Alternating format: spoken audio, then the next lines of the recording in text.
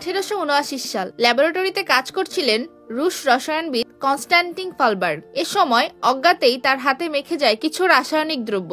এগুলো তিনি খেয়ালই করেননি। কাজ করতে করতে রাত অনেক গভীর হলে মনে পড়ে ডিনারের কথা। তৎক্ষণাৎ এক টুকরো রুটি নিয়ে তাতে কামড় বসান, কিন্তু মুখে দিয়েই অবাক তিনি। রুটি বেশ মিষ্টি লাগছিল। কেন, তার উত্তর খোঁজার চেষ্টা করলেন। রুটিতে চিনি ছিল না এটা নিশ্চিত। পরে হাত মুখে দিয়ে বুঝতে পারেন মিষ্টির উৎস হলো হাত, অর্থাৎ হাতে লেগে থাকা অজ্ঞাত কেমিক্যাল। কি নিয়ে কাজ করছিলেন সেগুলো ভালো করে যাচাই করার পর ফালবার্গ অবশেষে আবিষ্কার করে ফেললেন পৃথিবীর কৃত্রিম সুইটনার, অর্থাৎ স্যাকারিন। গবেষণা করে তিনি বের করেন এটি চিনির চেয়ে 200 থেকে 700 গুণ বেশি মিষ্টি, কিন্তু এর কোনো পুষ্টিগুণ নেই। অর্থাৎ স্যাকারিন শরীরে কোনো পুষ্টি বা ক্যালোরি সরবরাহ করে না। যেভাবে শরীরে প্রবেশ করে ঠিক অনুরূপভাবে শরীর থেকে বেরিয়ে যায়। অচিরেই স্যাকারিন চিনির বিকল্প হিসেবে জনপ্রিয় হয়ে ওঠে। তবে বাংলাদেশের প্রেক্ষাপটে স্যাকারিনকে একটি ক্ষতিকর কেমিক্যাল হিসেবেই মানা হয়। অনেকের ধারণা স্যাকারিন সেবনে ক্যান্সার পর্যন্ত হতে পারে, কিন্তু বৈজ্ঞানিকভাবে এর কোনো ভিত্তি নেই বা এটি এখনো প্রমাণিত হয়নি। তবে কিছু মানুষ স্যাকারিনে অ্যালার্জিক প্রতিক্রিয়া যেমন মাথা ব্যথা, চুলকানি, শ্বাসকষ্ট ইত্যাদি অনুভব করতে পারে, কিন্তু পরিমিত পরিমাণে স্যাকারিন ব্যবহার করলে তেমন কোনো ক্ষতি হয় না।